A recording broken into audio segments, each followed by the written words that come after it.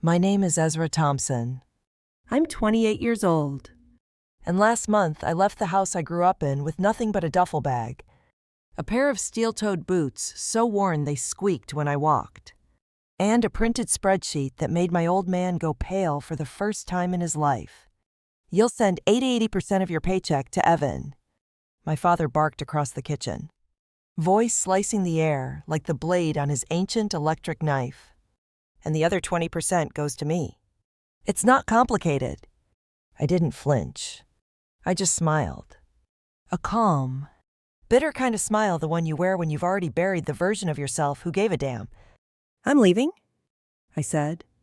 And I'm not giving you a single dime. You can pay your own bills. Jerry. It's that simple. He went nuclear. Spit flew. His face turned tomato red. Evan, my younger brother by 3 years and a solid 20 pounds of Cheeto weight, peeked out from behind his gamer headset and asked, "Wait, does that mean no rent this month?" Let me back up. Because none of this will make sense unless you understand what it's like to grow up in a house where guilt is currency. Manipulation is the family prayer. And love always comes with a ledger. We lived in a collapsing ranch house on the edge of Fort Wayne, Indiana. The kind of place that always smelled faintly of mildew and old socks, no matter how many candles you lit. Our foundation was cracked. The front steps sagged, like they were just as tired of us as we were of them. 3 bedrooms, 1 bathroom, and 1 throne, the recliner in the living room that my father, Jerry, ruled from like a king in a crumbling castle. Jerry used to work construction. That was before my mom, Marina, got her nursing license and left for Germany when I was 16. She said it was a contract gig. 6 months. 6 months turned into years. I still don't know if she left for money or sanity, but when those Euro paychecks started coming in, Jerry hung up his tool belt faster than a contractor on unpaid overtime. I remember the exact day he retired. I came home from school, dropped my backpack, and found him at the kitchen trash can, holding his work boots like they were radioactive. He tossed them in with flair, cracked open a Bud Light, and announced, "Your old man's finally free. Ezra, you're the man of the house now." I was 16. That's when the quiet, slow bleed started. The kind of bleeding that doesn't show up on the outside, but takes everything from you inside. Jerry believed in hierarchy, not family, not partnership, not shared responsibility, just power. And he had it. Because my mother told me to take care of them before she left. Because I was the man of the house. Because he knew how to twist that into shackles. From that point on, every dollar I made, every weekend I worked overtime at Brantford Steelworks, went into the family pot. The pot. Of course, being a joint account, he controlled. "You live under my roof," he'd say. "You follow my rules. Never mind the fact that I paid for that roof, those groceries, those utilities, and half of Evan's latest failed startup ideas." Evan, don't get me started.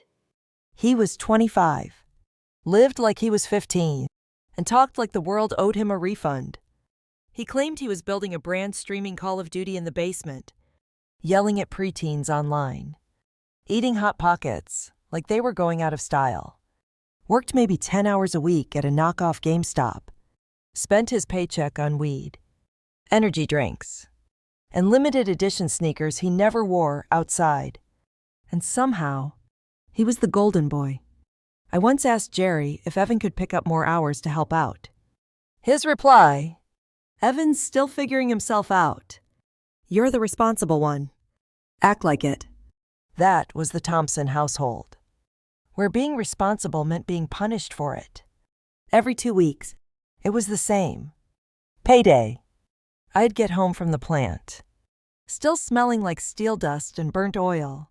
Jerry would already be waiting at the kitchen table, legal pad in front of him, calculator in hand, his recliner temporarily abandoned like a lion stretching his legs. "Let's see what the family earned," This week, he'd say, clicking away, not even pretending I had a say. He'd rattle off fake expenses, rent which hadn't gone up in 10 years, utilities, despite the fact he kept the heat at 60, groceries, bulk ramen and frozen pizza, and miscellaneous. That one always included beer money and Evan's latest Xbox headset. One time it included a family emergency, which turned out to be a parking ticket Evan got while high. If I asked to keep a bit for myself, maybe for a decent pair of work boots after mine literally split at the sole. You don't need name brand. Jerry snapped. Walmart's got boots. $30. You want Timberlands. Go live like a baller. I wore those Walmart boots for 9 months. By month 6, they squeaked when I walked. By month 8, I'd wrapped duct tape around the heels. By month 9, they squeaked, slipped, and pinched with every step. They weren't boots. They were punishment. Still, I wore them because part of me still believed maybe I'd earn his respect. Maybe one day, he'd say, "You held this family together. You did good." But respect wasn't in Jerry's vocabulary. Only control. The last time he used the 80% line, I didn't react right away. I just looked at him. Then I looked at the boots. Soggy from a snow puddle I'd stepped in earlier that day. The duct tape had peeled off. Then I looked at Evan, who was holding a limited edition PlayStation controller, complaining about his stream's lag. And something inside me, the part that still wanted to please, to fix, to earn, just snapped. Quietly, like a wire stretched too thin for too long. I smiled, and that scared him more than any yell I'd ever let out. Pay your own bills. Jerry, I said. It's that simple. I didn't yell. I didn't throw anything. I didn't even take the bait when he stood up. Voice shaking, finger pointing. I just turned, walked into my room, grabbed the duffel bag I'd secretly packed the night before, slipped the printed spreadsheet into the front pocket, and stepped out the front door. He didn't follow me. Not that night. But he would, because I wasn't just walking away. I was setting the stage. And by the time he figured out what I'd done, the only thing left behind was a pair of squeaky, duct-taped boots sitting on his kitchen table. The house I grew up in was a monument to decay, and not just the kind you could see.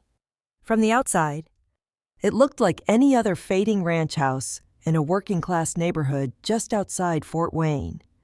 Peeling paint, a sagging porch with a broken swing that no one sat on anymore. But inside, it was a slow rot of another kind. The kind that settles into your bones when you grow up being told that survival is gratitude, and dignity is a luxury you can't afford. My room had been in the back corner of the house, just big enough for a twin bed, a plastic dresser, and a window that wouldn't shut all the way during winter. I used to stuff a rolled-up towel in the crack to keep the cold out. Funny how you remember things like that. Jerry, meanwhile, had the best room in the house. Well, technically, the best spot wasn't a room. It was his recliner, brown faux leather, duct-taped armrests, and a permanent dent that matched the shape of his body. He ruled that chair like it was a throne. The TV sat directly in front of him, flanked by stacks of old bills, ashtrays, and a remote he called his scepter. It wasn't just a chair. It was his power source. And anyone who dared change the channel during Judge Judy got a lecture about respect they'd never forget. I started working full-time at Branford Steelworks the day after I turned 19. It was either that or drift into nothing like most of the guys I knew from high school. Frank, the shift lead, took one look at me, nervous, skinny, calloused hands from part-time work in a hardware store, and said, "You want this job to last. You'll need more than a strong back. You'll need thick skin." I had both. Or so I thought. Branford was the kind of place that smelled like hot iron and wet denim. 8 hours a day, cutting steel sheets, welding brackets, grinding down edges that sparked like angry fireworks. My ears rang constantly. My boots melted once from a spill, and my hands got so used to burns, they stopped blistering. The work was brutal but honest. Unlike home. And Frank. He was the closest thing I had to a mentor. "You're fast," he told me in my 3rd week, nodding toward the pieces I'd finished. "Most guys your age think they deserve applause for showing up." "You get it." I nodded, not sure what to say. "Just one thing," he added, leaning in. "Don't take that work ethic home with you if they don't earn it. I've seen too many kids pour themselves into people who only know how to take." That stuck with me. At the time, I thought he meant ex-girlfriends. Turns out, he meant family. Every Friday like clockwork, Jerry would wait for me at the kitchen table. He had this routine. Calculator in one hand, beer in the other, legal pad in front of him like he was managing a Fortune 500 company instead of 2 unemployed humans, and a guy who hadn't done dishes in 3 years. "Let's see what the family earned this week," he'd say, as if he had put in the hours. He'd start itemizing expenses half real, half pulled out of thin air. Groceries, rent, power, propane, garbage pickup, Evan's ADHD vitamins. What he called vitamins was weed gummies from a guy named Troy. Then came the kicker. Miscellaneous. That category covered everything from Evan's new gaming mouse to a subscription box for men's grooming essentials that neither of them ever used. I once dared to ask if we could replace the washer. It had stopped draining properly, and my work clothes smelled like wet drywall. "You can go to the laundromat like normal people," Jerry barked. "What are you?" "Too good for quarters." Too good for quarters. That phrase echoed in my head the rest of that month. Evan, meanwhile, lived in what used to be the master bedroom, converted into a neon cave of screens and sour socks. He played Call of Duty until Mom, screamed at middle schoolers online, and slept through daylight like a raccoon. He worked weekends at a knockoff GameStop in the strip mall down the road. 13 hours a week. Max. Spent every cent on weed, Monster Energy, and new headphones that somehow never worked well enough for him to stop screaming. And yet, every Saturday, Jerry handed him $50 for being a good kid. A good kid. I was 22 and had a curfew. Evan came home reeking of weed at 3 a.m. "Mom," and Jerry would just shrug. "He's still young. Let him live." I wasn't allowed to turn on the heater past 9 p.m. It wasn't just about money. It was control. Jerry kept the bank account under his name. My paychecks were direct deposited there for family unity. I didn't even have a debit card. I had to ask Ask for money to buy new work gloves when mine tore open at the seam. "You want $20. Jerry scoffed once. "For gloves. From my account." "Your account." I stared at him. My hands were blistered. I was bleeding through the old gloves. But I said nothing. You don't argue with kings in their kingdoms. And the worst part, I believed it. Because when my mom left, she pulled me aside and whispered, "Take care of your father and brother. You're the man now." Ezra. I was 16. She didn't know what she was leaving me with. Or maybe she did and couldn't bear to stay. Either way, I took that sentence and wore it like a badge. Or a leash. For years, I told myself it was noble, that I was sacrificing for the greater good, that one day, they'd see my value. But value doesn't exist in that house. Only usefulness. And once you stop being useful, they gut you like a broken toaster.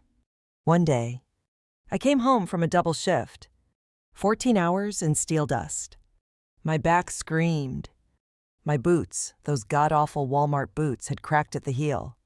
As I sat on the porch steps to pry them off, Evan leaned out the front door. Vape cloud curling around his head like a cartoon ghost. "Yo," he said. "You forgot to buy pizza." That's when it hit me. I was staff in my own home. And worse, I'd been trained to accept it. I didn't cry that night. I didn't yell either. I just stared at those boots. The duct tape had peeled again. My socks were soaked through from a puddle in the parking lot. My toes were freezing. And I realized I was closer to homeless than free. That thought made my stomach turn. The next morning, I stopped by the bank before my shift. I asked about opening a private checking account. The lady behind the counter looked at me with kind eyes and said, "You'll need 2 forms of ID and a minimum of $25 to start." That's when I knew I was going to leave. Not just the house, the system. But I wasn't going quietly. Because before you leave a kingdom, you make sure the king knows exactly why he's losing control. And I had a plan. It started small, like a leak under the sink that no one notices until the floor caves in. The little humiliations. Jerry had this group of drinking buddies, guys who used to work with him back in the day, when he was still wearing boots instead of slippers. They came over every other Sunday for game night, which was just code for sitting around, drinking Coors Light, and complaining about how soft men are these days. They always made sure to say that last part loud enough for me to hear, especially if I was taking out their trash or cleaning their beer spills off the kitchen floor. "You got a good son?" Jerry. One of them would belch. "Yeah," Jerry would say, cracking open another can. He's quiet. Hardworking. Knows how to respect authority. Raised him right. Authority.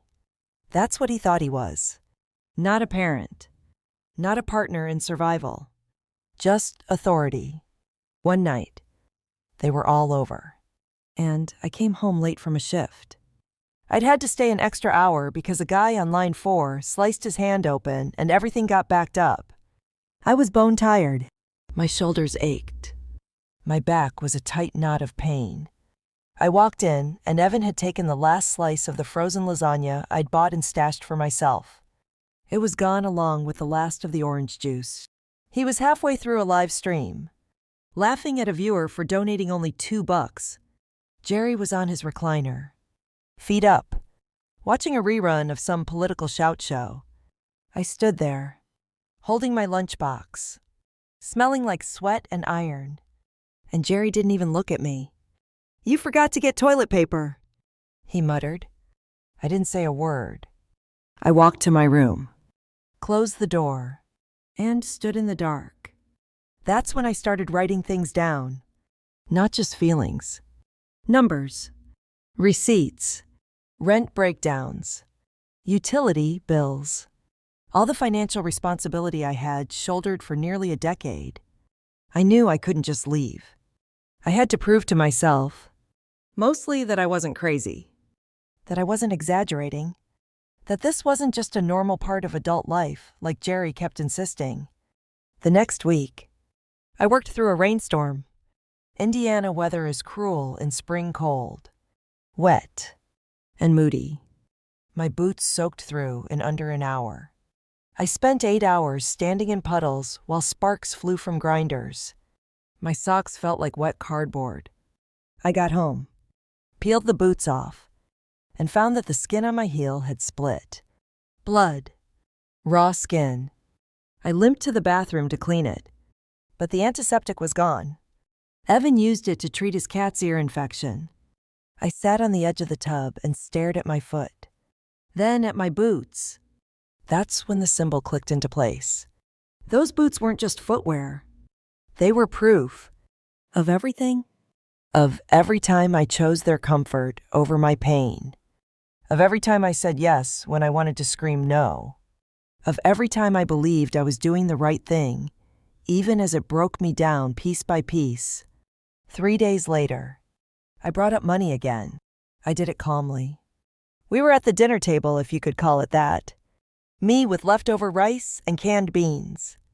Jerry with a hamburger he made from ground beef I paid for. Evan eating microwave tacos. I think it's time we talk about splitting expenses more fairly, I said, carefully. Jerry looked up, blinking. I've been carrying everything, I continued. Rent, utilities, food, Evan's subscriptions, your cigarettes, your cable. I just think we need to revisit how we handle finances. Silence. Then Jerry laughed, full belly, eyes-watering kind of laugh. Revisit, he wheezed. Boy, you act like you own this house. I don't, I said. But I pay for it. He slammed his hand down on the table so hard his beer spilled. You pay for it because it's your duty. You live under my roof. You do your part. Evan didn't say a word, just adjusted his headset and pretended to be invisible. I stared at Jerry, and something inside me cracked, not like glass, but like a door opening. You know what, Dad? I said. Let's do the math together. I pulled a folded paper from my back pocket. It was a rough printout of our household expenses, everything I'd tracked for the last 8 months. I placed it on the table. Jerry didn't touch it. I've paid over $14 this year alone, I continued. You, maybe $400. And Evan, nada. You ungrateful little Jerry started. No, I said, cutting him off. I'm just done being useful to people who treat me like an ATM with legs. The air in the room shifted. Even Evan paused his game. Jerry's mouth opened, but no words came out. And for the first time in my life, I didn't feel scared of him. I felt awake. The next morning, Jerry punished me by leaving a note on the fridge. New household split. Evan gets 880% of your paycheck. I get 20%. No explanation. Just that it was meant to break me. But instead, it clarified everything. Because that wasn't punishment. It was confession. I took the note, folded it neatly, added it to my file. That night, I worked an extra hour just to avoid going home. Frank was closing up the floor. He saw me wiping down the lockers and said, "You all right?"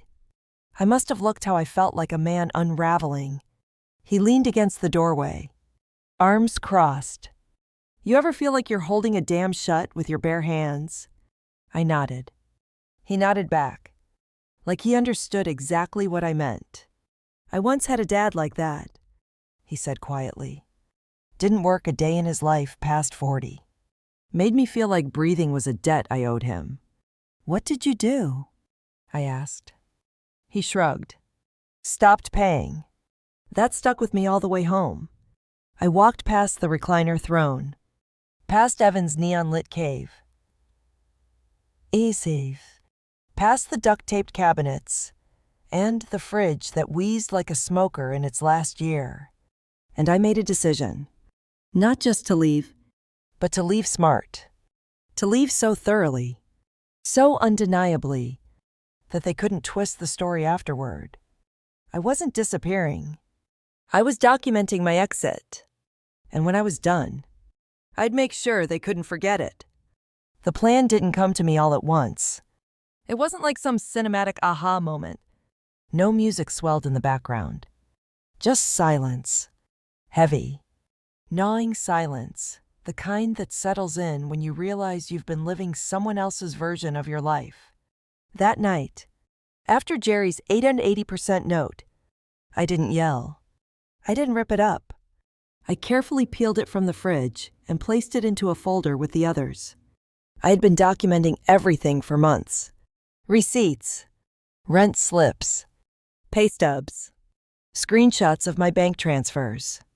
Even a few audio clips, Jerry's voice ranting about owning me because he built this house with his bare hands back in the 80s. Like that was enough reason to strip me of autonomy 30 years later. But even with all that, I still felt like it wouldn't be enough. Not unless I had something final. Something that would slam the door shut with no doubt. No chance of manipulation. I needed a way out that made it clear. You do not own me. You never did. I called Frank on my lunch break the next day. Hey, I said, voice low. You know anyone who rents short term? No questions asked. He didn't even hesitate. I'll text you Lisa's number. She's got a unit above her garage. Nothing fancy, but it's clean and quiet. I closed my eyes and let out a breath I didn't know I'd been holding. Thanks, Frank. No problem, he said, then paused. You're making the right move. Kid, I stayed in my own hell too long. Took me till 40 to walk out. How long have you known I was planning this? I asked. He chuckled. Since the day you came in with duct tape on your boots and fire in your eyes. Lisa's place was small, just a studio above her detached garage, but to me, it looked like freedom. A mattress on the floor, a mini fridge, a bathroom with running water that didn't sound like a haunted swamp. She charged $500 a month, utilities included. I had $628 in savings. I told her I could pay first month and security up front, and promised to pick up side jobs on weekends. She nodded and said, Don't worry. You're not the first person to escape a family like that. She didn't ask for more. She just handed me the key. Back at home, I packed slowly, quietly. I couldn't risk alerting Jerry or Evan until I was already out the door. I left most of my stuff. Clothes, tools, my beat-up twin mattress. I took what mattered. Documents, my work gear, the boots, especially the boots. They were torn to hell by now, drenched from one too many shifts. Soles cracked like dried leather. But they mattered. They were the symbol of everything I'd endured and everything I was walking away from. So I cleaned them, polished them as best I could, and said set them aside. They weren't going with me. They were staying.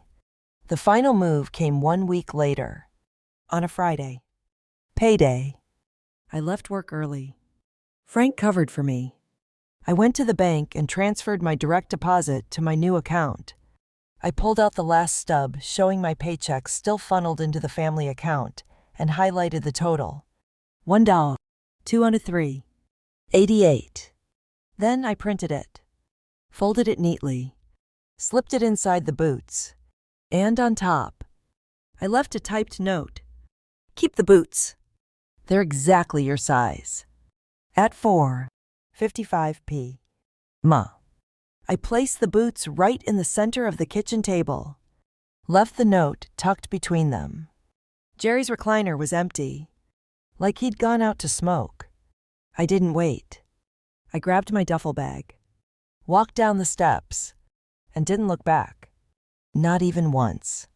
That night, I ate dinner sitting on a milk crate, legs cramping, exhausted but light. My phone vibrated nonstop. First from Jerry, then Evan, then Jerry again. Where are you? You think you can just leave? You owe this family more than you can ever repay. I turned the phone over and let it ring. I didn't block them yet. I wanted to hear what they'd say when they realized I wasn't playing anymore. 3 days later, a knock at the steel door woke me up. I opened it to find an envelope, no return address. Just my name in sharp handwriting. Inside, a check for $2,000 from my mother. I hadn't heard from her in years. Not really. Just the occasional happy birthday email and a few forwarded memes. But this check was different. It came with a short letter. Ezra, I heard from Evan. He says you're being dramatic. I remember when Jerry told me the same thing about myself. I'm sorry it took me so long to realize I left you in the lion's den. Do something with this. Something for you. Mom. I stared at the letter for a long time. Then I called the bank. Opened a savings account. Labeled it Dignity Fund. 1 week passed. No word from Jerry. Then came a knock on Lisa's door. It wasn't Jerry. It was Evan. He stood there in joggers, holding an energy drink, eyes bloodshot. "Dude," he said, "you need to come back." I leaned against the doorframe. "Why?" "Dad's losing it.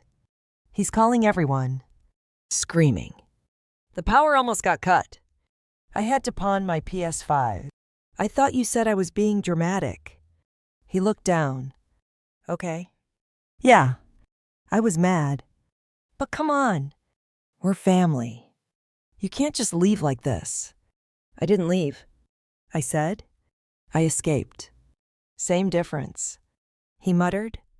I almost closed the door, but something made me stop. You know what's wild? Evan, I was paying for your groceries while you were buying $90 hoodies. Those were limited edition. I paid for Dad's beer while he was calling me a burden. I paid rent for a house I didn't own. And I wore boots with duct tape for 2 winters straight. You know what you gave me in return? He didn't answer. So I answered for him. Silence. Indifference. And a damn note demanding 80% of my paycheck. He blinked. Then laughed. He was kidding. That's just how Dad jokes. "No," I said. "That's how Dad steals." And I shut the door. But I knew that wasn't the end. You don't cut off a parasite without a few more spasms. Jerry wasn't done. Not by a long shot. And his next move would finally show the world who he really was. Leaving wasn't easy. It wasn't just packing a bag and walking out the door. It was war quiet, relentless, and filled with moments where I almost gave up. After I shut that door on Evan, I started cutting all ties. Changed my phone number, switched email accounts, and most importantly, locked down my money. I called the bank and froze the joint account Jerry controlled. My paycheck no longer touched his hands. Instead, it landed straight into my new checking. The first time I logged in and saw my money just sitting there, untouched, I almost cried. It was like breathing fresh air after years of suffocating under debt and control. But the real battle was yet to come. Jerry didn't take the news quietly. He called nonstop. At first, I answered just to tell him no. Then he started texting. Angry texts, guilt trips, threats thinly veiled under fatherly concern. "Do you want to ruin this family?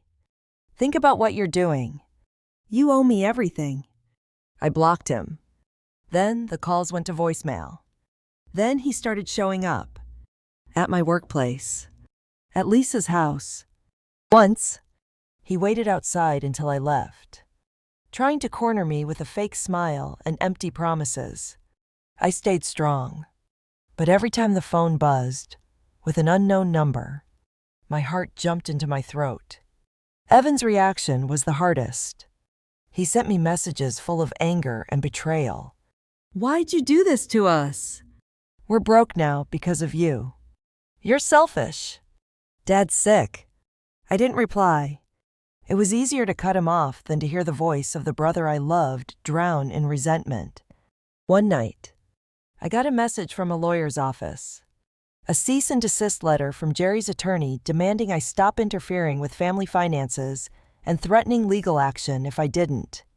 I felt the weight of it settle in my chest. I was scared. But more than fear, I felt a fierce determination.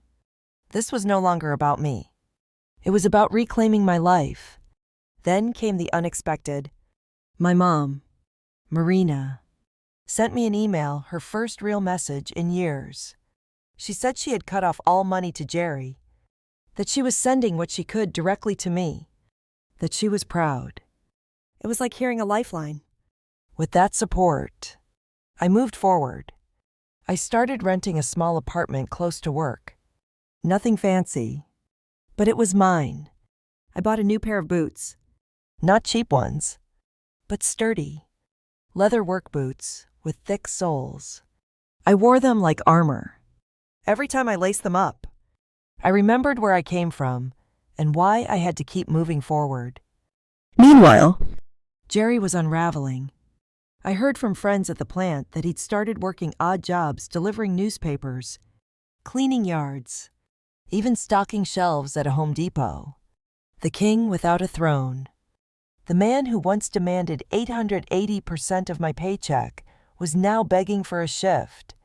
His friends stopped calling. The beer ran dry. Evan reached out once more, a message dripping with desperation. "Can we talk? I think Dad's losing it." I considered ignoring him. But then I remembered the little kid who used to cheer for me at my school games, the brother I wanted to protect. I replied. We met at a coffee shop, a neutral ground. He looked smaller than I remembered. Haggard. Tired. We talked. About Dad. About money. About how our family had broken under the weight of lies and greed. For the first time, we agreed on something. We had to heal, or we'd keep breaking. That was when I realized. Revenge wasn't about tearing down. It was about building up. Building a life where I wasn't a resource to be exploited. Where dignity mattered more than duty. Where love wasn't a transaction. But Jerry wasn't done yet. He had one last card to play, and it was coming for me faster than I expected. Jerry sat alone in the house. The recliner. Once his throne, now looked worn and abandoned like the man himself. His friends stopped calling after the money dried up. The laughter and beer that once filled those rooms were replaced by silence and the constant hum of a cheap TV. One evening, I got a message from Evan. Dad's not doing well. He's barely eating. Says he misses the old times. I felt something strange, maybe pity, maybe relief. The man who had drained me dry was finally facing the emptiness he left behind. Meanwhile, my life was beginning to rebuild itself. The small apartment I rented was nothing fancy. A worn couch, a second-hand desk, and my new pair of boots resting by the door. I still wore those boots every day, not just for work, but as a reminder of how far I'd come. I started managing a small team at Branford, a promotion Frank had helped me prepare for. His belief in me was a quiet but powerful force. Keep moving forward. He told me one morning, "You've already won the hardest battle." My mother, Marina, sent me an email. Ezra, for the first time, I see you as your own man, not just my son, not Jerry's paycheck. Her words made me realize how much distance we'd all put between ourselves. But she promised to support me, and for the first time in years, I felt like I wasn't alone. At work, my coworkers noticed the change. I was sharper, more confident, and no longer carrying the weight of a family that never appreciated me. I told a few people about my story, and they nodded. Some shared their own. I wasn't just surviving anymore. I was thriving. But not everyone was happy. One morning, as I was locking up the apartment, I saw a man watching from across the street. Jerry. He looked thinner. His eyes were sunken, but his glare was sharp. He walked toward me, slow but steady. I felt my heart race, but I stood tall. "Ezra," he said, voice low. "You think you won?" I didn't answer. He continued, "You're making a mistake. This isn't over." And with that, he turned and disappeared into the night. I knew he meant it. Jerry wasn't done. Not by a long shot. But I was ready. Because this time, I wasn't fighting alone. The weight of the past doesn't just disappear overnight. It lingers, like the creak of old floorboards or the scent of damp boots left too long by the door. But at some point, you realize you're not meant to carry it forever. I sit here now, in my small apartment, the one I fought to claim as my own. The walls are bare. The furniture's secondhand, but the air feels different. Fresh. Mine. The boots I wear have changed. 2.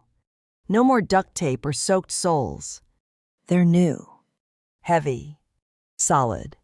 Each step I take feels like a small victory, a reminder that I'm walking a path I chose, not one handed down by guilt or fear.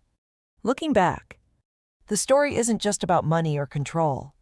It's about what happens when the people who should protect you instead drain you dry. Jerry's world crumbled because he never learned that respect isn't earned by demands or threats. It's given when you treat people like they matter. And Evan. Our brotherhood was cracked, but not broken. There's still hope for healing once the dust settles. Once, the silence speaks louder than words. The hardest part, letting go of the idea that family is forever, no matter the cost. Sometimes, family means knowing when to walk away. I don't say this to discourage anyone. Far from it.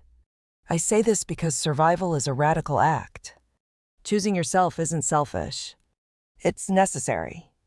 American dreams often come wrapped in ribbons of hard work and sacrifice. But what if that sacrifice is one-sided? What if the dream comes at the cost of your soul? I found out the hard way that the real dream is about freedom. Freedom from chains you never chose to wear. My story isn't unique. There are countless people out there trapped in their own versions of my childhood home. Fighting battles no one sees. Hiding scars that never heal. If you're one of them, I want you to know this. You are not alone. You deserve to reclaim your dignity. You deserve a life where your worth isn't measured by how much you give away.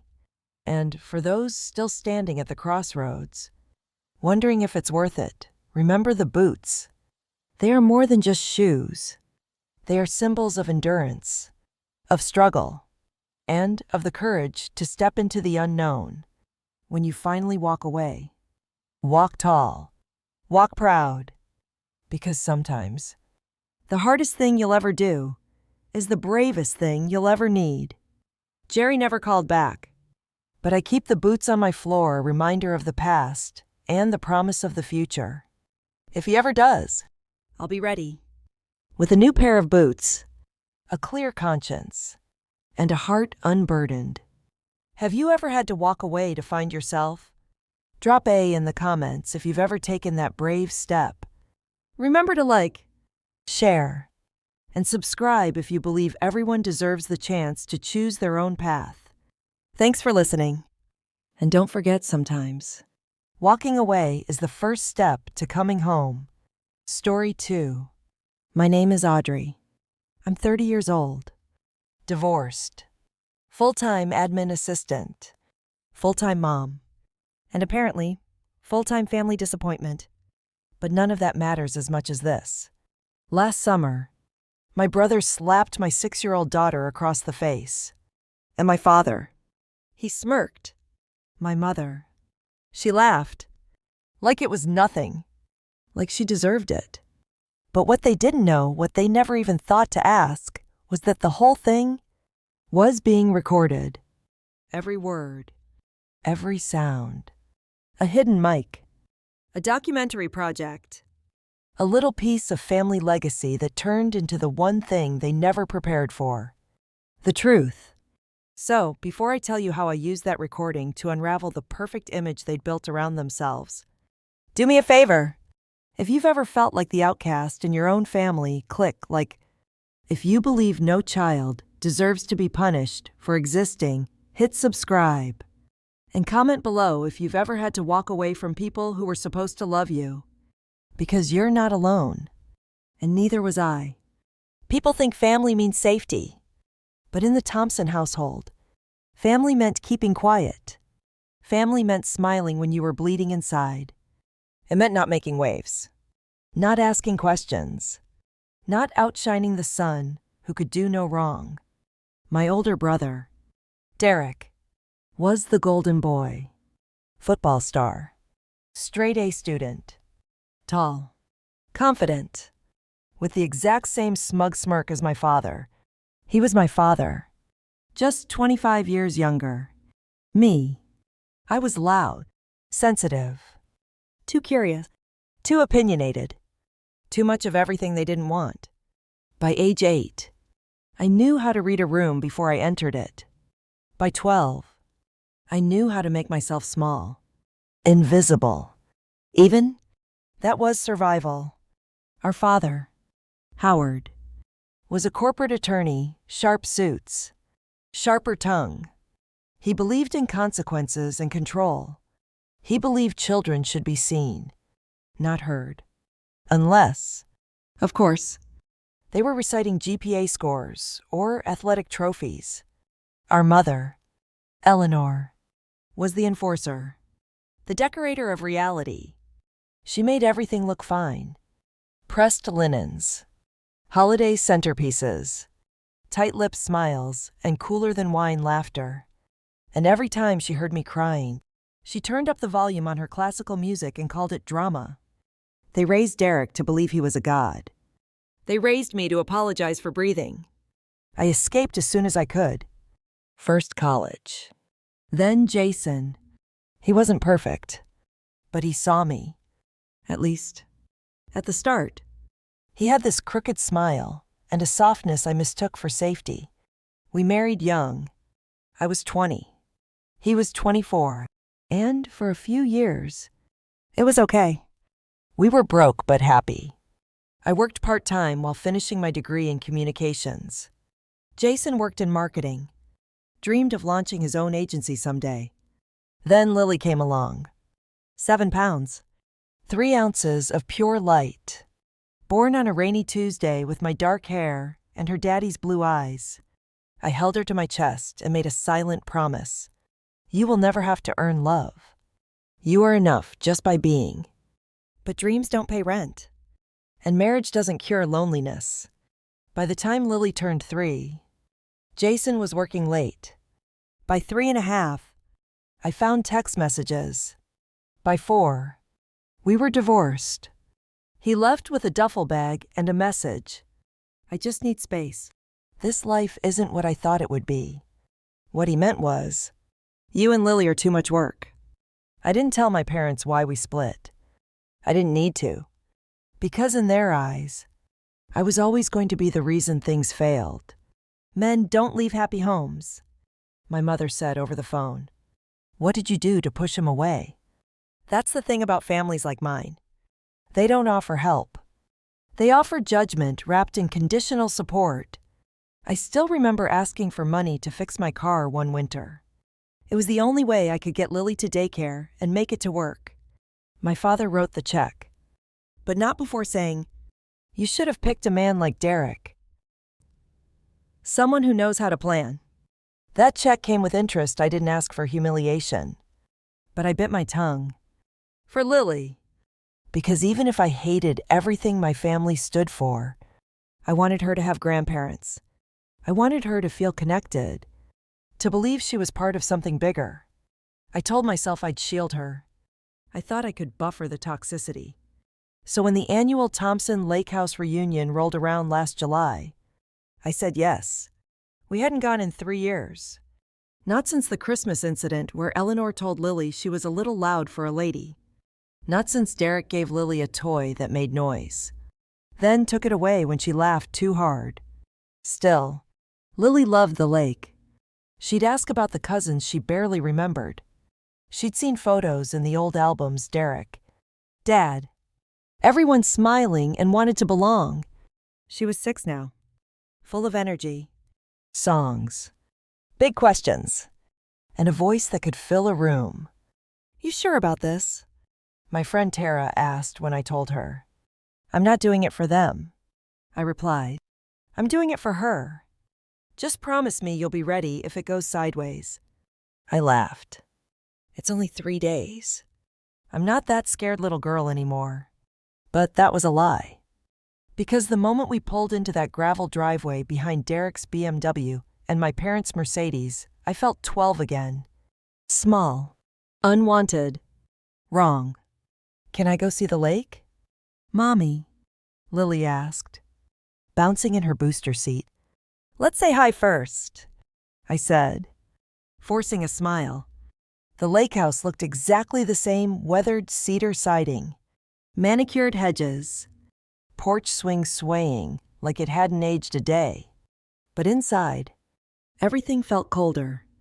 The door swung open to reveal Eleanor in pressed linen pants and a white cashmere sweater despite the 80-degree heat.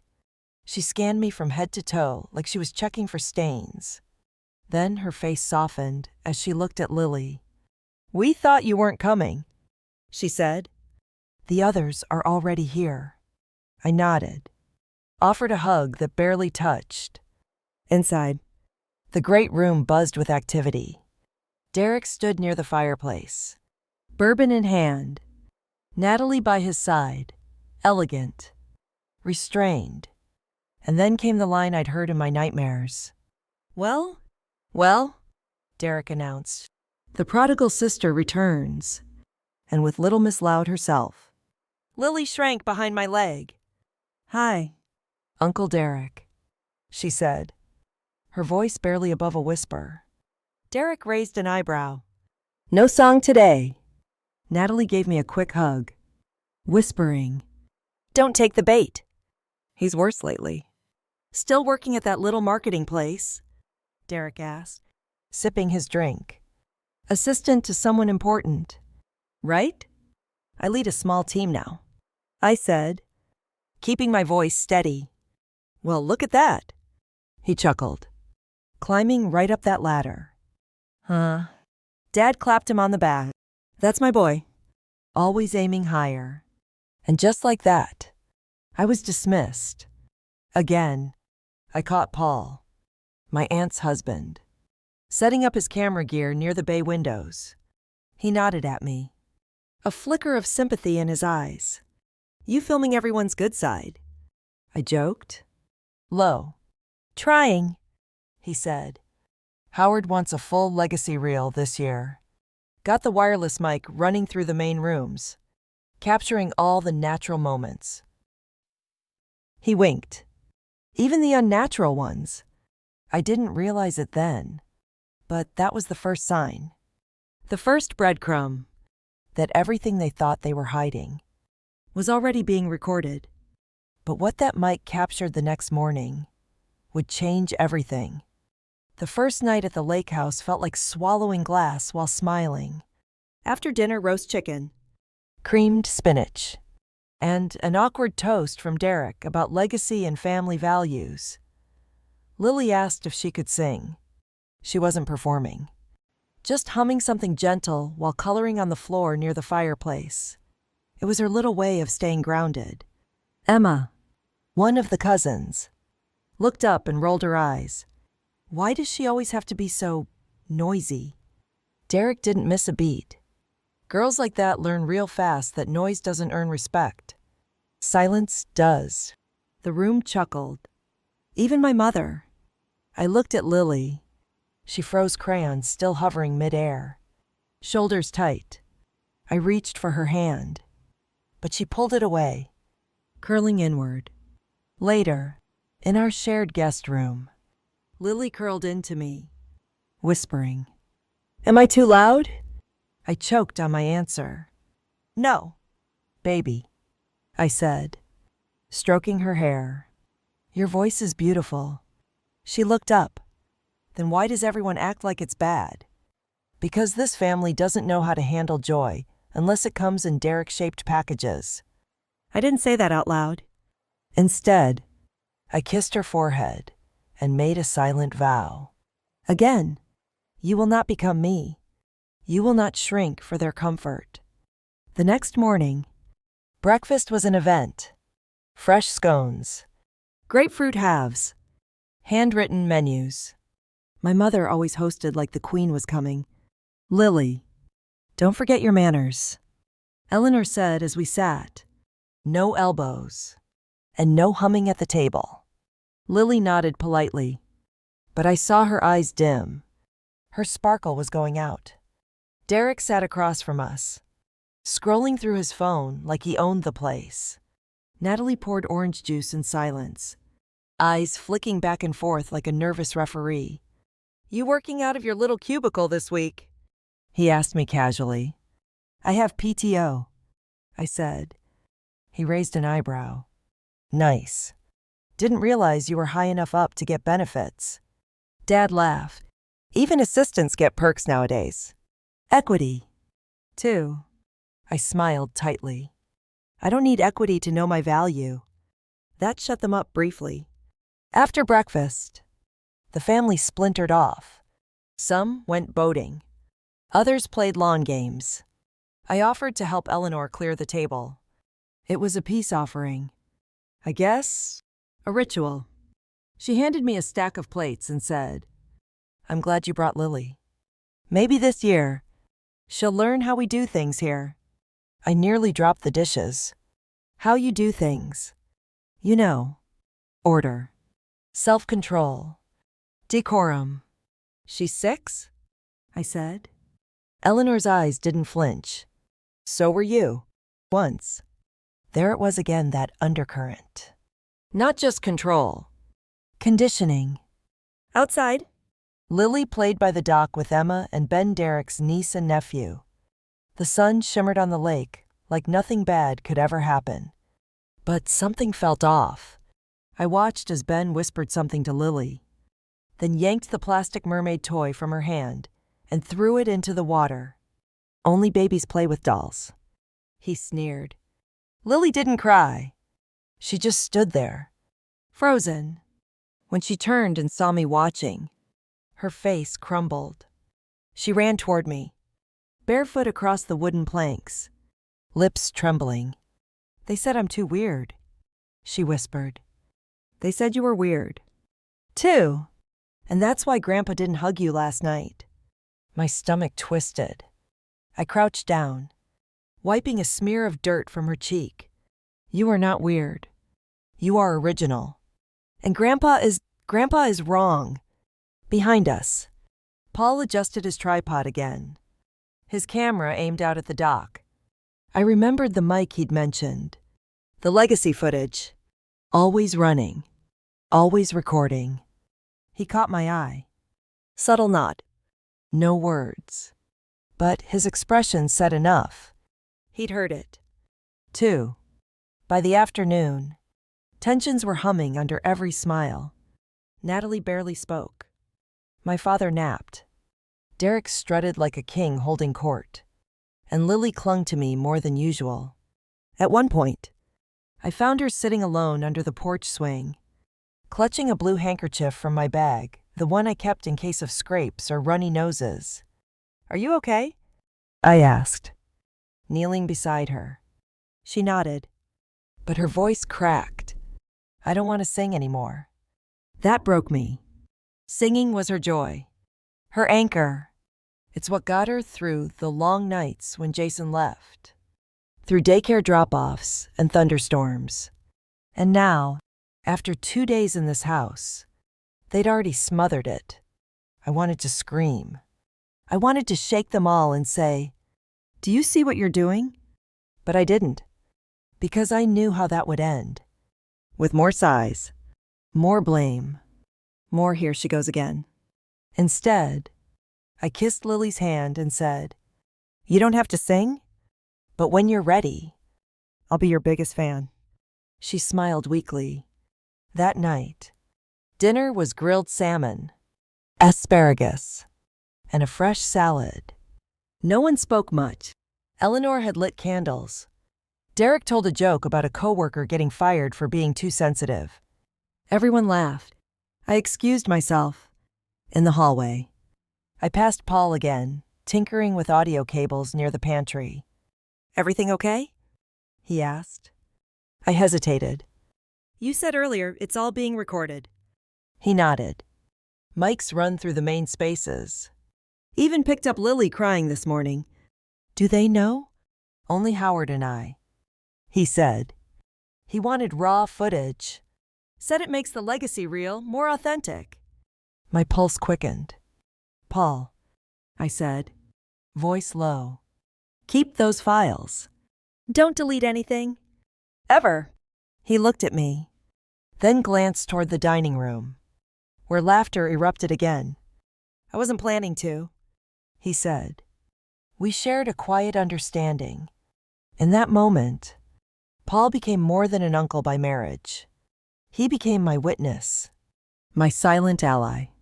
Later that night, I tucked Lily into bed.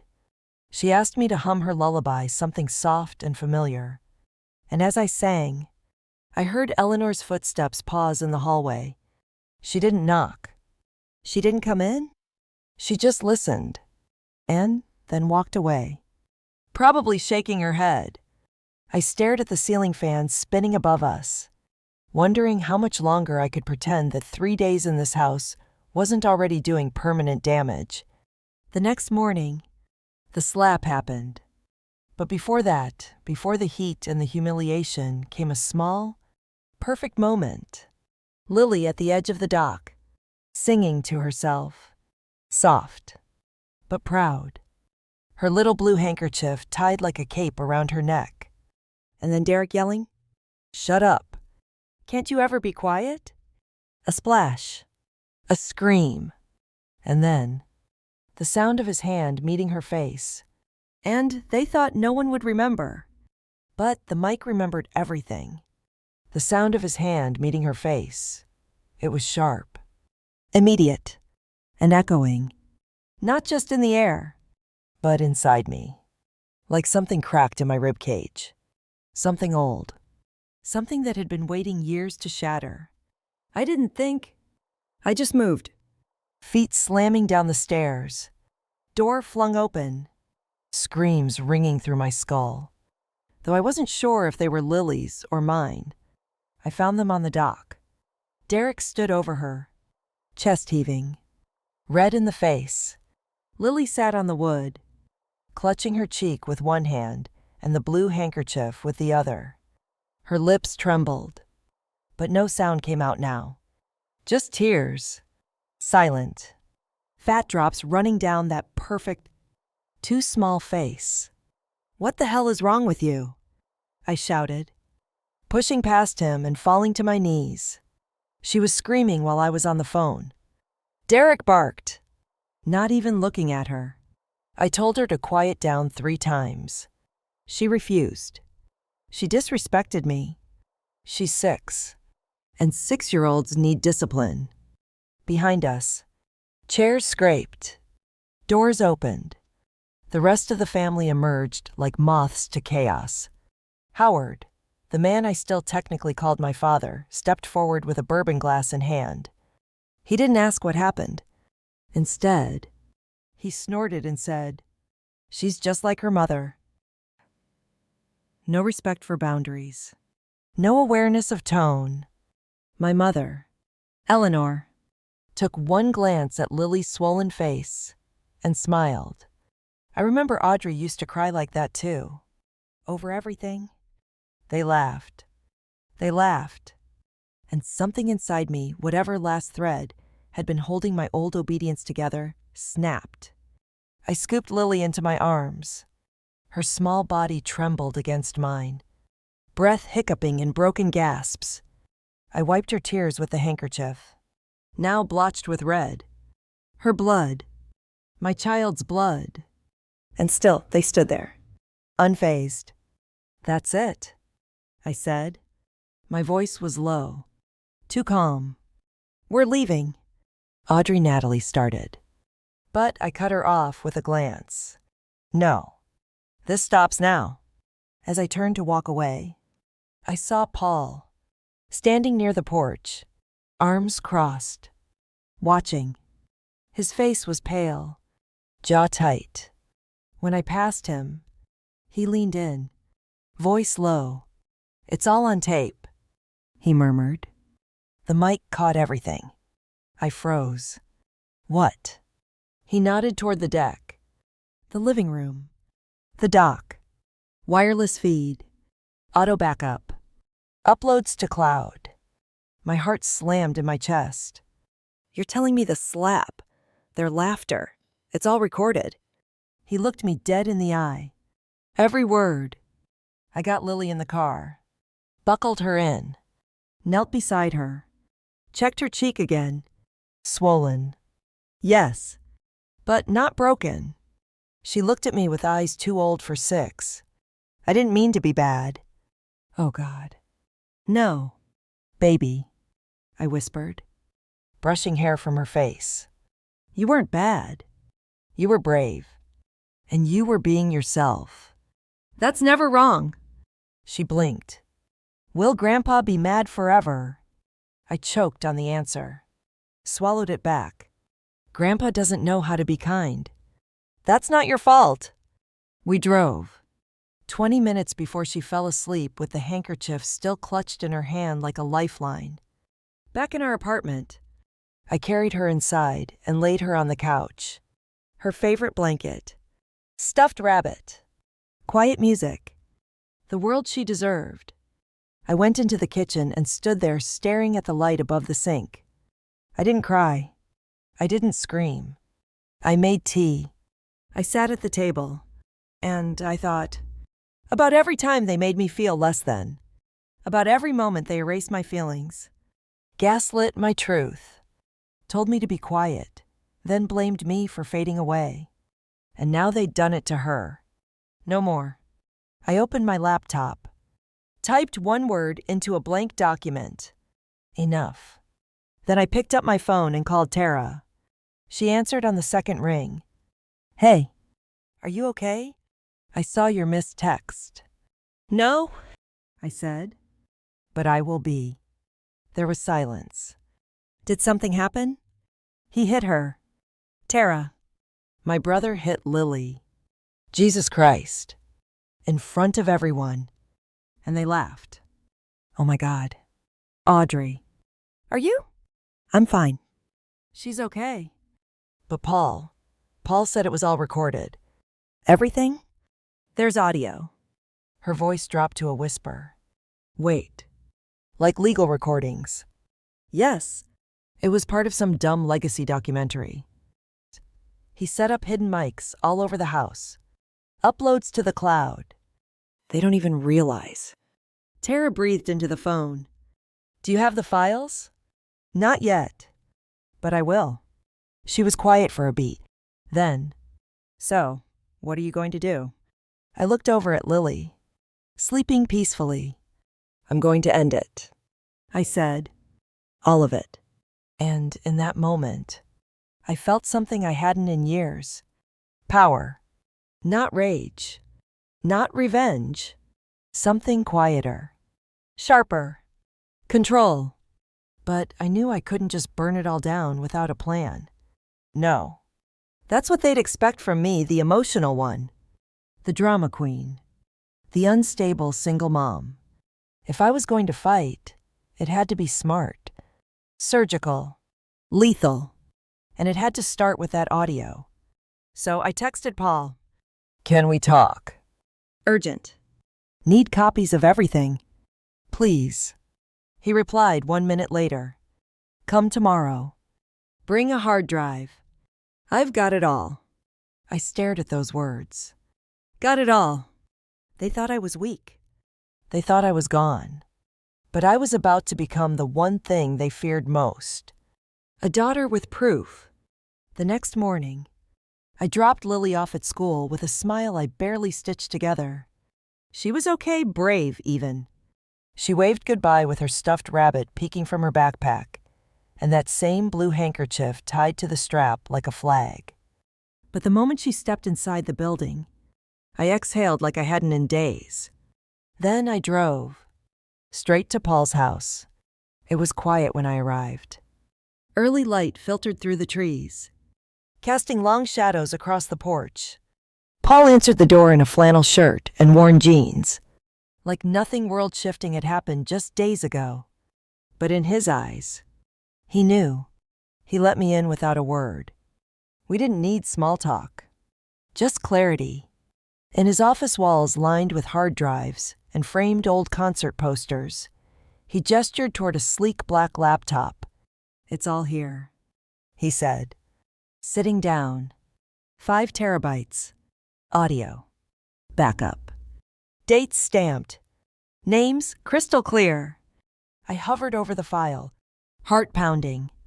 The folders were named by day. July 15, audio main. July 16, porch mic. July 16, Dock incident. That last one sent a jolt through me. I isolated the dock audio. Paul said, "It's rough." I swallowed hard. "I need it." He handed me a flash drive. Not cheap plastic, the heavy kind professionals use. I encrypted it. Nobody's accessing this unless you want them to. For a second, I couldn't speak. I just looked at him, overwhelmed by the sheer decency of what he'd done. "You didn't have to go this far," I finally said. Paul shrugged. "I've been married into that family for 12 years. Audrey, I've seen things. Heard things. I stayed quiet too long." He leaned in, voice low. "But that little girl, she didn't deserve it. Neither did you." Tears burned behind my eyes, but I blinked them back. No time. I took the drive, closed my hand around it like it was the last match on earth. Then I asked the question that had been echoing all night. "Paul, if you had proof someone hurt your kid," and everyone else laughed, "what would you do?" He didn't hesitate. "I'd burn the whole damn house down." Back home, I sat at my desk with the flash drive plugged in. My hands trembled slightly as I dragged the files onto my hard drive. Click. I played the audio, the one from the dock. And there it was. Lily's song, Derek's shout, the slap audible, unmistakable, followed by Howard's chuckle, Eleanor's laugh, Derek's smug line. She needed that. No one else was stepping in. Then her soft whimper, her voice, barely audible. I just wanted to sing. I hit pause. My knuckles were white from gripping the armrests. I didn't cry. Instead, I started planning. First, I backed everything up. 3 places. Encrypted zip file, cloud storage, a physical copy in my fireproof lockbox. Second, I called Tara again. "You want to know what I'm going to do?" I asked. "I've been dying to," she said. I'm going to send them the audio. Dead silence. "Wait, like, anonymously?" "No," I said, calm as steel. With a note. Tara whistled. "Damn. You're serious?" "I want them to hear themselves. Raw. Unfiltered. No excuses. You think they'll care?" "No," I said, standing. "But this isn't about them caring. It's about making it real." I printed the transcript 3 pages long, triple-spaced. I wrote 3 short letters. To Howard. "Legacy is louder than bourbon." To Eleanor. "You taught me to cover things with silence. But Lily sings anyway." To Derek. "You were always Dad's favorite. But I recorded yours." Each letter went in an envelope, along with a USB stick containing the full audio files. I mailed them from 3 different post offices. No return address. Let them wonder. But that wasn't enough, because this wasn't just about them. It was about reclaiming me. So I did something I hadn't dared in years. I opened my old blog. Back in college, it had been my haven essays about emotional survival. Growing up invisible. Navigating life as the lesser sibling. I hadn't touched it in 6 years. Now, I renamed it The Legacy Tape, and I posted my story. Not the names, not the identities, but the moment, the slap, the laugh, the generational rot passed off as tradition. I uploaded a clip, 30 seconds of the doc recording, just enough to rattle, to resonate. Within an hour, it had 200 shares. By midnight, 10 views. Moms, daughters, teachers, therapists, survivors. The comments poured in. This was my childhood. I'm Lily. I still flinch at praise. My parents laughed when my brother broke my nose. I was 12. You're not alone. I wasn't. For the first time ever, I truly wasn't. Then the phone rang. Blocked number. I picked up. Audrey. It was Natalie. Her voice cracked on the second word. They got the files, she said. Derek's losing it. Your dad's locked in his office. Your mom hasn't stopped pacing. I didn't speak. Thank you, she whispered, for sending it. Someone needed to show them the mirror. Then she hung up. But Natalie wasn't the only one shaken. That same night, I received a DM from Paul. Check the email I just sent. There's more. I opened it. Another audio clip. From the night before the slap. Howard and Eleanor, whispering in the hallway. She's going to blow this all up. Eleanor hissed. Howard grunted. Let her try. No one believes emotional types. Especially not single moms. Another voice joined in. Derek. She'll bury herself. She always does. And then, laughter. Cold. Confident. Arrogant. But now I had that too. I wasn't done yet. They thought exposure was the worst that could happen. They hadn't seen what came next. The first domino had fallen. But revenge, real revenge, doesn't end with exposure. It starts there. Because what my family feared more than scandal was consequence. And I was about to give them both. First target. Derek. Golden boy. Community darling. Vice president of a financial firm that prided itself on family-forward leadership. He'd been featured in their quarterly newsletter just 2 months prior, arm around Natalie. Daughter perched on his knee. Big headline. Integrity starts at home. I knew exactly where to strike. I pulled the audio clip, the slap. His smug justification, and trimmed it into a 30-second highlight. No fluff. No names. Just voices. Then I wrote an email. To HR Keystone Capital. Com. Subject? Public incident concerns about executive conduct. Attached is a real audio recording from July 16th.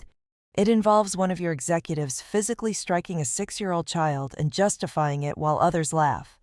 I thought a company committed to family values might want to review this before it goes viral. No signature. I created a throwaway email. Sent it. Waited. 48 hours later, I received a text from Natalie. Natalie. They pulled him from 2 meetings. HR is investigating. He thinks someone leaked something but has no idea where it came from. Then, thank you. I've been scared for a long time. I stared at the screen. It hit me that Natalie, who'd always looked like part of their machine manicured, silent, careful, was surviving too.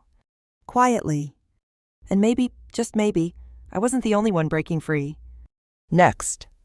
Howard and Eleanor. If Derek was the brand, they were the institution. Howard sat on the board of 3 charities. Eleanor hosted luncheons and galas. Their house was the kind of place where wine had a room of its own, and every bookshelf was arranged by color. So I aimed for what they loved most. Reputation. I gathered every scrap of public facade I could find. Howard's foundation bios. Eleanor's social photos. Video clips from community speeches. Then I made a video. Title: What Legacy Sounds Like, Unedited. Opening shot: a soft piano chord. A slideshow of Howard's charity quotes. Cut to: Eleanor arranging flowers at a school fundraiser. Then snap cut: the audio. The slap. The laughter. The hallway whispers. Let her try. No one believes emotional types. It lasted 1 minute and 42 seconds. No faces. Just voices. Words. Context. At the end? Black screen. Silence doesn't protect children. It protects abusers. Then, legacy tape. I didn't post it on my personal account. I uploaded it anonymously to a parent advocacy forum. Then another. And another? Within 24 hours, it had 30,000 views. Then it hit Reddit. Then TikTok. And then the local news. I didn't think it would go national. Not at first.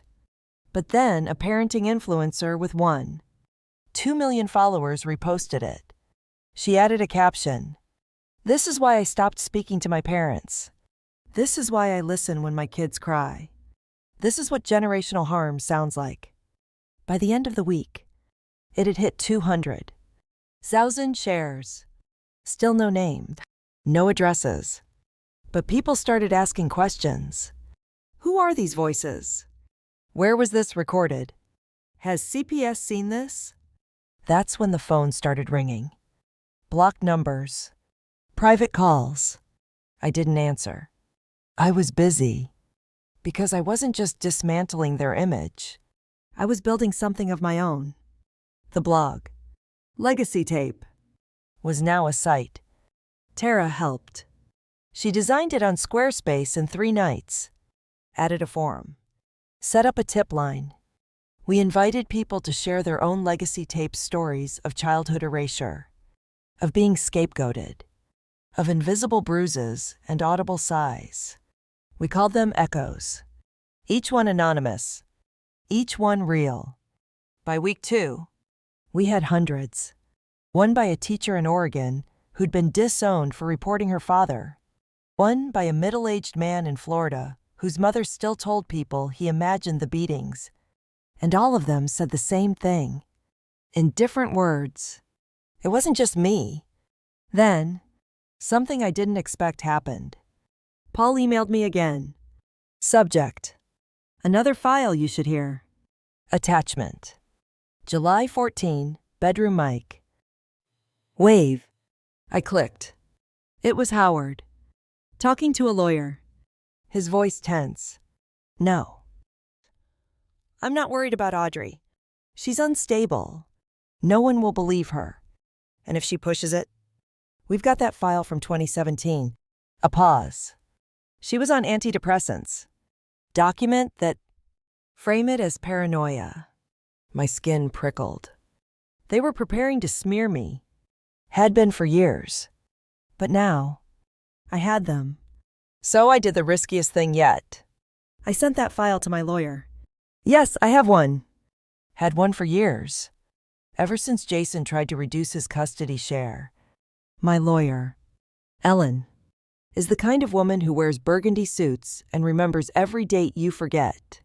She called me 10 minutes after I sent the audio. "I don't usually use this phrase," she said. "But holy crap. They planned to discredit me." I said.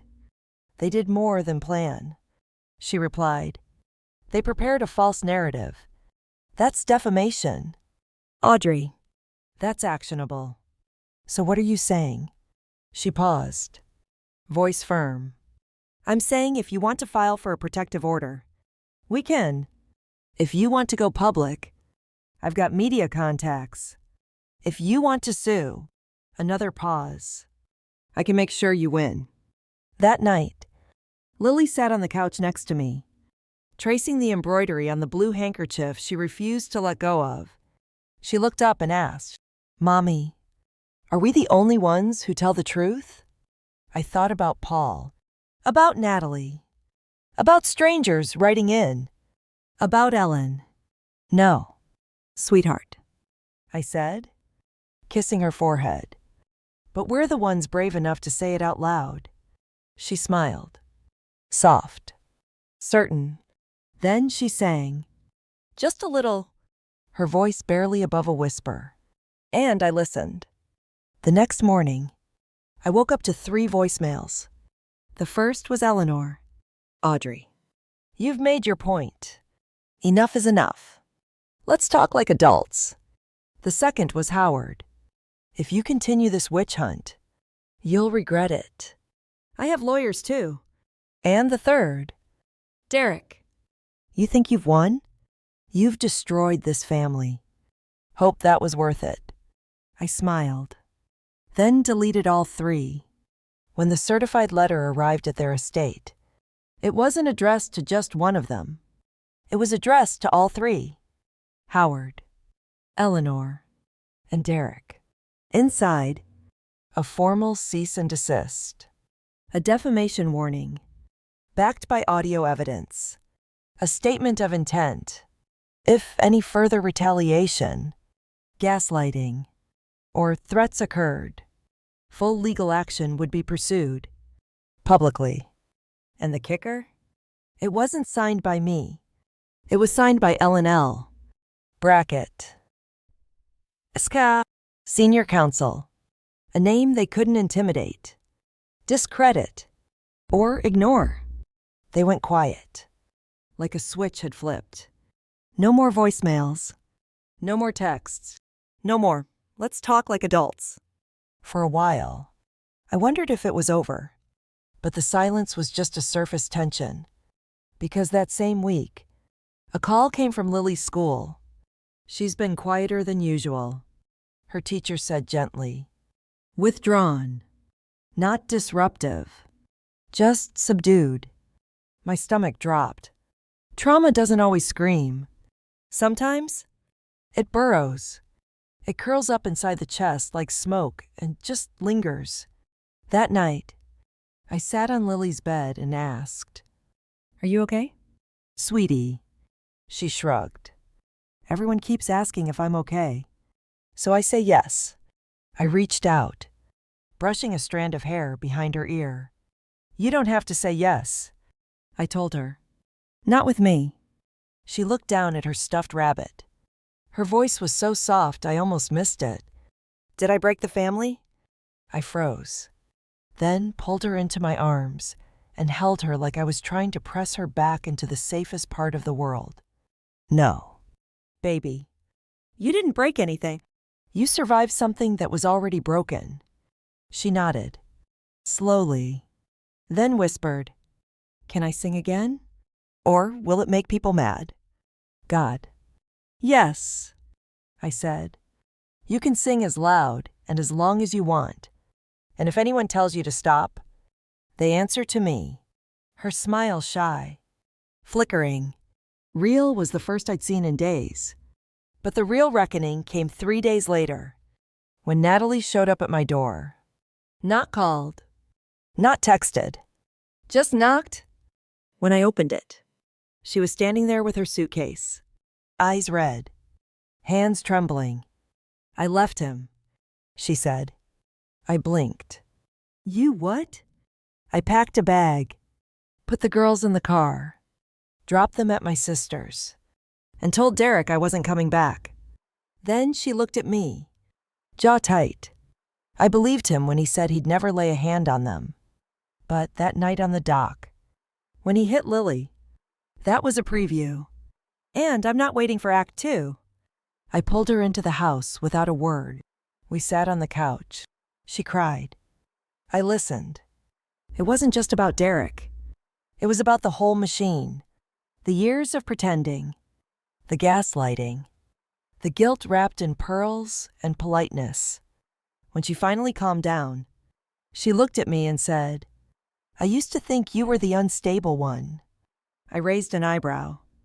"I used to think," she continued, "that you were too emotional, too loud, too sensitive, a beat. But you weren't broken. You were just awake." The next morning, the story broke wide open. A journalist from an independent parenting platform had tracked down the Legacy Tape blog. She reached out anonymously. We spoke for over an hour, me under pseudonym, Ellen overseeing the whole thing. I didn't give names, but I gave truths. And with Ellen's help, we released the full clip, the slap, the hallway conspiracy, the 2017 comment about painting her unstable. Now, the world wasn't just listening. They were looking. Derek's firm suspended him pending investigation. One of Howard's charity boards released a public statement. "We take these allegations seriously and have begun internal review." And Eleanor. She tried to post a statement online, Something about forgiveness and edited tapes. But the internet doesn't forget. And someone had already uploaded the full, uncut audio with timestamps and transcripts. There was no denying it anymore. Meanwhile, the echoes kept coming. Emails, forum posts. Even voice memos. One woman wrote, "I played your clip for my mom. She started crying. Told me she remembered my grandfather doing the same to her, and how she told herself I wouldn't remember when she did it to me." One man messaged, "I'm 58. Never thought I'd need a blog to heal. But you gave me a start. I realized something. This wasn't about revenge anymore. It was about repair. And the difference between the two, revenge silences. Repair amplifies." But then, one last twist. A letter arrived. Handwritten. No return address. Inside, a single sentence. "You should be careful what you dig up. Some legacies are buried for a reason. No signature. Just an old photo paperclipped to the corner. A picture of me at 9 years old, standing at the edge of the dock. Howard's hand on my shoulder. My smile tight. Nervous. Obedient. On the back, written in ink, "Don't rewrite history. You were always ours." I stared at that photo for a long time. Then lit a match. Watched the paper curl. Blacken. Turn to ash. I wasn't afraid. I was done being afraid. It took me a while to understand the real power of the story I had just told. Not just mine, but Lily's, Natalie's, Paul's, even strangers who now carried echoes inside them. But it wasn't until the podcast invitation came that I realized the scale of what had happened. The host, a trauma-informed therapist with a global audience. Her show focused on generational healing, survivors, and the radical courage it takes to speak the unspeakable. She'd found legacy tape. Her email was short. "I don't know who you are yet, but your voice has changed something. I'd like to help carry it further." So I said yes. Not because I wanted attention, but because it was time to say it out loud, not behind an anonymous blog. Not as a pseudonym, but as Audrey. Just Audrey. The day of the recording, I wore my simplest outfit, jeans, white shirt, no jewelry, except one thing, Lily's blue handkerchief, now tied around my wrist. A reminder, a badge, a boundary. The host, Monica, was gentle but sharp. She didn't prod for gossip. She asked real questions. "Do you think healing means forgiving them?" I paused. "No," I said. "I think healing means forgiving myself for believing them." She leaned in. "Believing what?" That I was too much, too sensitive. That everything was my fault. That I imagined the pain. That silence was love, and obedience was safety. A beat. And I think a lot of people, especially daughters, were taught the same script. When the episode aired, it exploded. Not because it was dramatic, but because it was honest. And honesty, I've learned, is a kind of revolution, especially when whispered by people who were never allowed to raise their voice. Hundreds of comments. Then, thousands. I played this for my sister. I wish my mom were alive to hear this. My daughter asked to sing again tonight. A month later, Lily had her school's spring concert. She wore a simple white dress and insisted on tying the blue handkerchief into a bow on her microphone stand.